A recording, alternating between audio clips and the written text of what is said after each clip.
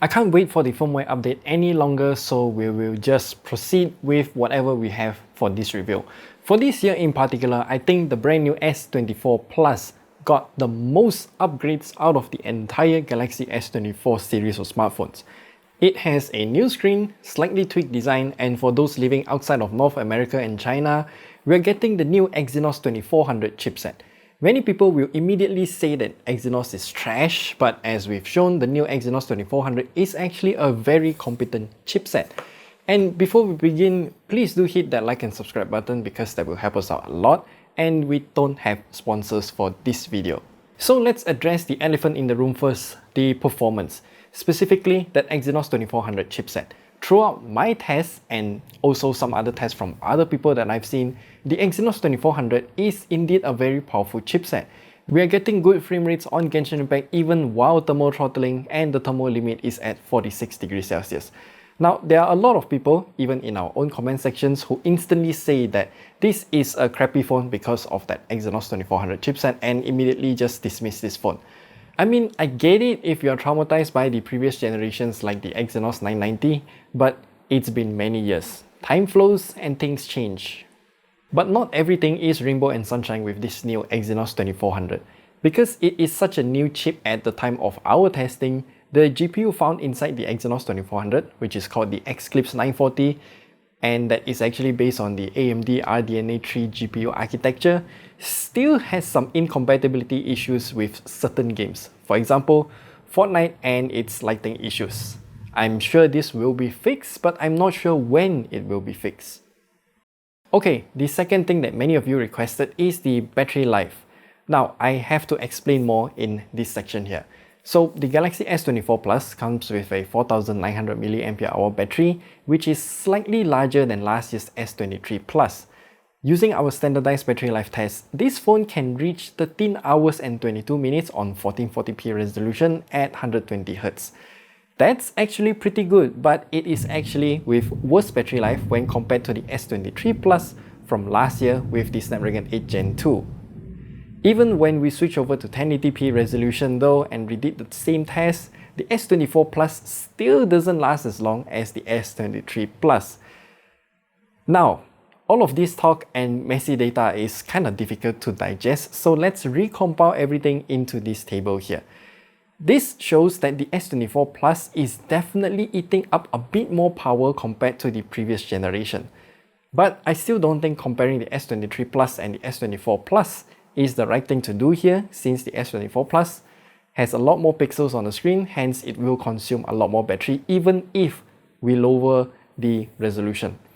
When we compare the battery life of the small S24 and the S23 though, then we know that the Exynos 2400 is indeed more efficient than the Snapdragon 8 Gen 2. As a quick mention, anything above 12 hours in this battery life test can comfortably last us through a full day of use if we don't play any heavy games on it. So just keep that in mind because everyone's usage is different. If you are outdoors most of the time, then the brightness will increase, then your battery life will indeed be lower as well. So just keep that in mind. As for the charging speed, it's also the same as before. The S24 Plus can take in a total of 45 watts and it will take around an hour to complete the charging cycle, and there's really no surprise here. I'm still glad that Samsung is using USB PD PPS charging standard, so yeah, we can use those chargers from modern laptops that use USB-C to charge this phone as well, because they are the same. Also, this phone does support the bypass charging feature. It's already here by default in One UI 6, which is a good thing since we don't have to perform the ritual. And speaking of the software, this is the one thing that I won't focus much on since One UI 6.1 found in this phone is pretty much One UI 6.0, but with some Galaxy AI features inside.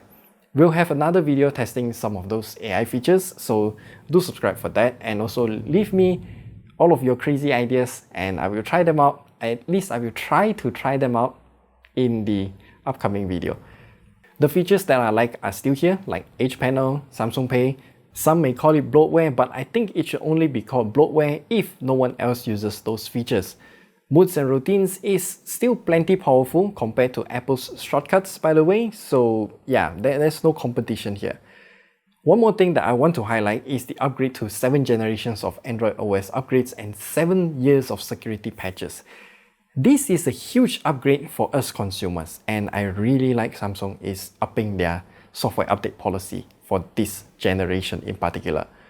Now, the screen. I think this is one of the biggest upgrades for this year for the S24 Plus. Firstly, the size has been slightly increased to 6.7 inch with an upgraded resolution of 3120 by 1440 pixels, which is the same as the Ultra. The bezels are now smaller and also symmetrical across all sides, and it just looks a lot more sexier compared to its previous generations. As pointed out by some of our commenters who already got their hands on the S24 series, they say that the screens are not as vivid as before. And you know what? You're right. The new screen covers 100% of sRGB color gamut, but only 87.04% of DCI-P3. However, the Delta E number is very low this time. Perhaps Samsung will still, push out a firmware update to change how the screen works. I'm not sure, but that might happen. Anyway, the maximum brightness of this phone is about 1375 nits, and that's a nice boost of around 200 nits from before. One thing that many people talked about this phone is the design. One glance and everyone says that, hey, this just looks like an iPhone. And I have to admit, I have never owned an iPhone in my life, so I don't know how an iPhone looks or feels. My daily driver is actually a Galaxy Z Fold 5, so And after comparing the S24 and the S24 Plus with an iPhone, I kinda know why people immediately say that this looks like an iPhone. The rounded edges with flat frame, it just looks and feels very similar to the current iPhone. And I have to admit, this is a fantastic design and it's just very comfortable to hold, and dare I say, better to hold than the Ultra because it doesn't have that pointy edge corner there. I gotta tip my imaginary hat off to Apple here for creating this design in the first place. Now comes the cameras. This part is the one part that I really don't know how to approach because we are still waiting for the firmware update. That firmware update is said to have improved camera performance, but at the time of this filming, 25th of January at 4:25 p.m, we still have not received the update and I cannot wait any longer. So I'm just gonna show you some images that we're getting if you get this phone right now. In terms of camera hardware, it's pretty much the same as the last generation. However, changing the chipset also means changing the ISP, image signal processor, so the images coming out of it will look completely different. One thing I have to highlight though is that Samsung disabled Scene Optimizer by default, so I'm gonna test it out by not enabling it as well. So let's start with the main camera. It takes great photos outdoors or when the environment is bright enough, so no surprises there, every phone can take these kind of pictures. The exposure control in this shot though, I feel it could have been better, and it's just weird to see most parts of the image just completely overexposed. Now for the night shots, this is where I realized something is wrong with the cameras. You see, for this picture here, at this spot, it shouldn't be that bright. They don't have a miniature sun there, so yeah, I don't know what happened to this night shot here. I do think that night videos are having some problem as well because the stabilization is okay, but the overall video just looks very noisy to the point that it kind of looks like a high definition CCTV footage.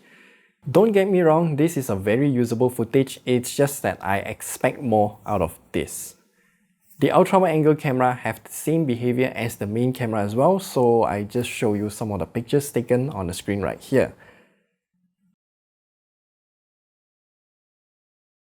That 3x telephoto camera though is very good when it's bright, but when the night comes, yeah, the same problem arises. And another problem is also here, stabilization. My shaky hands can't take still images, so yeah, it's just difficult to take this kind of zoom night shots without any smearing. I might revisit the cameras at a later date when the update has arrived, but I'll most probably leave this to other YouTubers as their photography skills are indeed better than mine. And to mention a few more things before we end this review, this phone does come with a USB 3.0 port at the bottom of the phone, and there's also display output with Samsung DeX support. Fun fact, if you connect a portable monitor with touch support, then you can actually just touch the external monitor. It works that way as well. As usual, the S24 Plus does have a dual nano SIM card slot, no expandable storage, and no audio jack.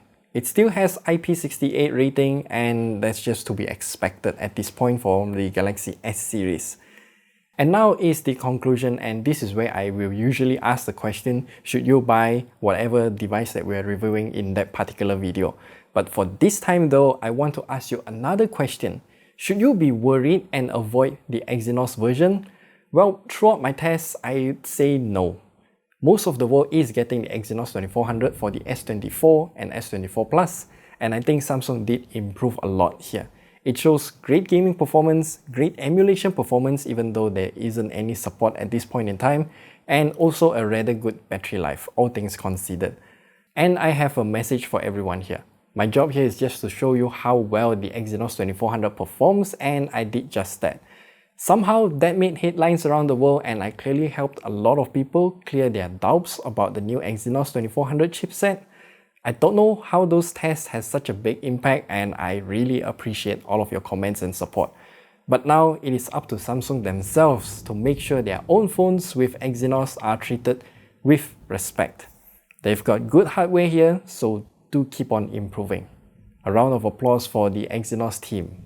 The price is something that I'm personally worried about since it got a big price hike compared to last year. But many people just don't care about it, and they will still, trade in their current phone or able to score a discount somehow, they will still buy this phone. But this is not the last time that we'll be seeing the S24 Plus though.